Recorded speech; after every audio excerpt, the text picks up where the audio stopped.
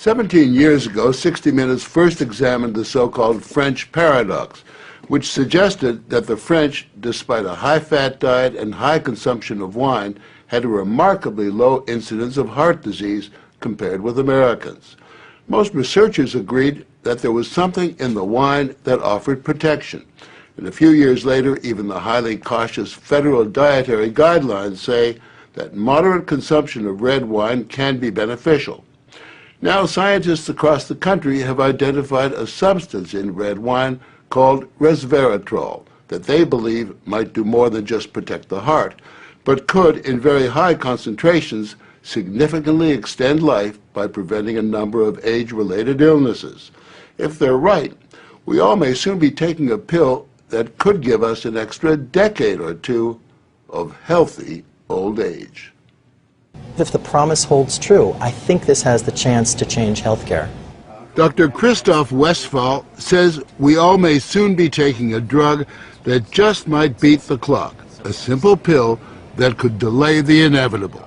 Our goal is to prevent and forestall many of the diseases that strike us as we reach 50, 60, and 70, all with one pill. What you're suggesting is that it's some kind of rejuvenation drug that turns a 70-year-old into a 35-year-old. That might be pretty hard to do, but I think if we're on a train heading one direction, we can slow down that train. I think we can slow down these genes that control the aging process. That quest to put death on hold began in 2003 when Westphal met David Sinclair, a biochemist at Harvard, who was studying the genetic components of aging. 5 years ago, I met David, and he had shown that you could extend lifespan in yeast. That's pretty exciting. Now, if you happen to be a yeast, it's very exciting. Yeasts are one thing, human beings are more complicated.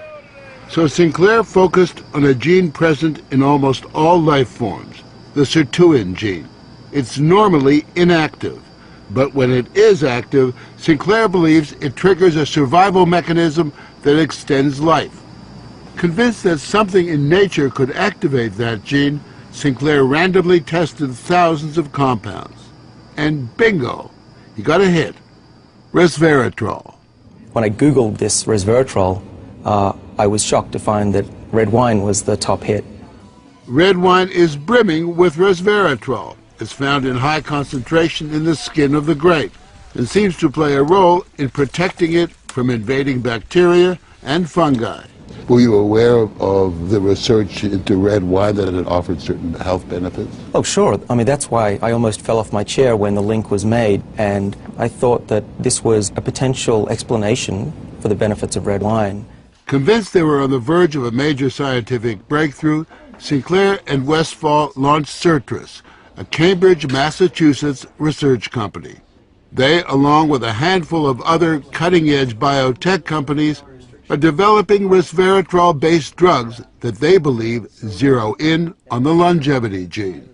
The important news here is not that we found something in red wine. The important thing is that we passed a milestone where we can now make drugs based on this knowledge and potentially slow down aging itself.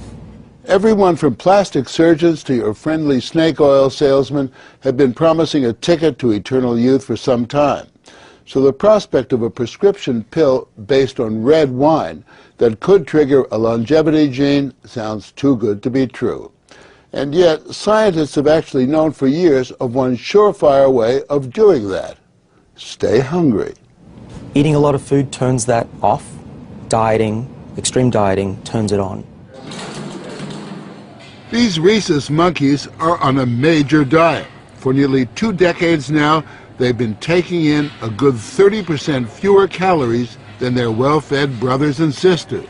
It's feeding time, I gather. Feeding time. They're the centerpiece of a National Institutes of Health study at the University of Wisconsin on whether or not CR, calorie restriction, makes them healthier and extends their lives. To maintain their sterile environment, we had to suit up to visit them with Ricky Coleman, the project leader. These are 2 of our control animals here.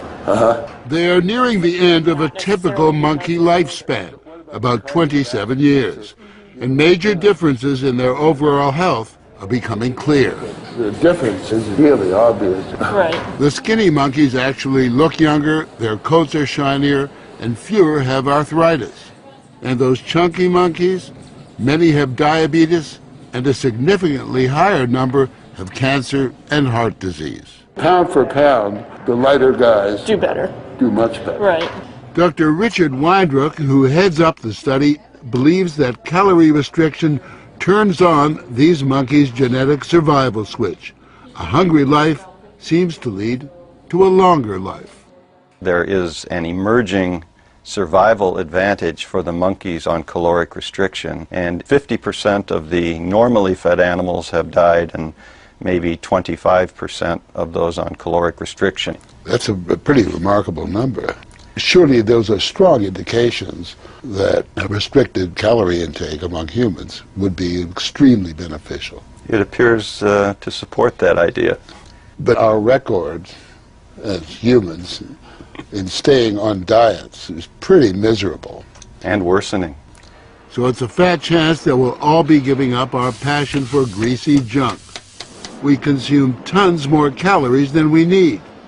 But believe it or not, there are some Americans who just revel in their hunger. I basically just have one meal a day. Meet the Skinnies, members of CRS, the Calorie Restriction Society, a group that's been severely restricting their calories for years now.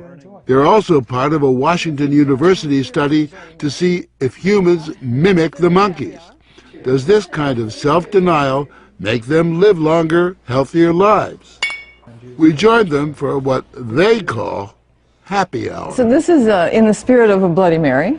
Though you might regard it as an unhappy hour, a cocktail of low-calorie soup for starters, and walnuts and baby food, green bean puree on flour-free bread to top off this feast fit for a flea. If I'm hungry, I know, number one, that I have done what I meant to do. I've eaten less than my body thought it wanted. So far, the participants have lowered their blood pressure, reduced body fat, and lessened risk factors for heart disease, diabetes, and even cancer. And what's more, to one husband anyway, starvation has its sexy side. To be honest, if you saw her without any clothes, she looked pretty darn good, like a woman of many, many years younger. Their emissaries travel the world, spreading the faith and the word. Hunger turns on the survival gene. I would like to live to be 100. The Skinnies may not die young, but given their diet, they just might die of boredom. But if the scientists at Certus are on the right track, it could mean forget dieting, forget the sweaty business of working out. Just pop a pill and you are in guilt-free couch potato paradise. We have a pill that can mimic many of the effects of calorie restriction or exercise. So one could be very healthy and obese at the same time. Our goal is healthy individuals, ideally via lifestyle, and if that doesn't work, we believe that we'll have a pill that can mimic that.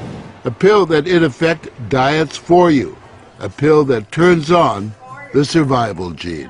And what we're trying to do with our drugs here is to put the body in a defensive state, to ring the alarm bells and get the body to defend itself instead of dieting to set the alarm off, pop a pill. The pill is a highly concentrated form of Resveratrol, a virtual vineyard of healthy living. How much red wine would you have to drink to get the kind of Resveratrol that you're using? The sad news is that you'd need to drink about 1,000 bottles a day of red wine, which I don't recommend. The pill itself may not extend lifespan, but could prevent the diseases of aging, Alzheimer's, diabetes, heart disease, even cancer. What we're talking about is activating the body's natural genetic defenses against diseases, and that's very powerful if we can harness that. Resveratrol has been tested on mice and the results have been encouraging. In this test video provided by Certus, both of the mice have been fed a high-fat diet for 12 weeks. But when placed on a treadmill, the mouse on the right ran twice as far. He was taking high concentrations of Resveratrol. You have fat mice and you have fat mice with Resveratrol, and the ones that are on Resveratrol, they can run twice as far and they live longer, about 20% longer. Other studies showed that among mice fed a high-fat diet, those given Resveratrol didn't gain as much weight as those not given the drug. Sinclair believes that resveratrol actually changes the physiology of the mice. The proof, he says, is in the post-mortem. Their organs looked pristine, youthful, fat-free, and their physiology was just like they were dieting, but they were fat. Convinced they were on the right path, they fast-tracked the drug into human trials on people with untreated diabetes, and the results were impressive. It significantly lowered glucose and insulin levels without the patients changing their diet or taking any other drugs. Originally, our hope was that you'd be able to prevent diseases of aging. What we ended up seeing is actually you could therapeutically intervene in patients who have diseases of aging, and that was unexpected. Yeah, the diabetic patients have high blood sugar, and the molecules bring it down. That's treatment, that's not prevention. Sirtris is now developing what they say is a much more potent synthetic version of resveratrol that will also soon go into human trials, this time on cancer patients. I keep on thinking, you know, what used to seem like it was science fiction, I actually believe the biology is right, and if we're right, this may be the most important thing that we're going to do in our lives. Possibly, but it is important to remember that 9 out of 10 drugs that look good in mice ultimately fail in human trials. Still, the speed and results generated by Sirtris and the resveratrol drugs are unusual, and Sinclair believes these drugs will not only keep people living longer, but will keep them healthy longer. What we're talking about is potentially making a 90-year-old as healthy as a 60-year-old. A 90-year-old can play tennis and see their great-grandkids graduate from college. People will live active, healthy lives and then die quietly in their sleep, and that's really the aim here with these medicines. Are we on the edge of maintaining active lives into our hundreds, for example? Well, we've certainly passed a corner in terms of the science, and someone's going to achieve it, and if it's not us, it's going to be someone else. But the question that most of us want answered is, when do we get this pill? I would say 5 years, to be conservative, that this will happen within our lifetimes. I'm fairly certain about that. One measure of the potential of this research, Dr. Sinclair and Dr. Westfall's little startup company was recently bought by the pharmaceutical giant GlaxoSmithKline for almost $750 million.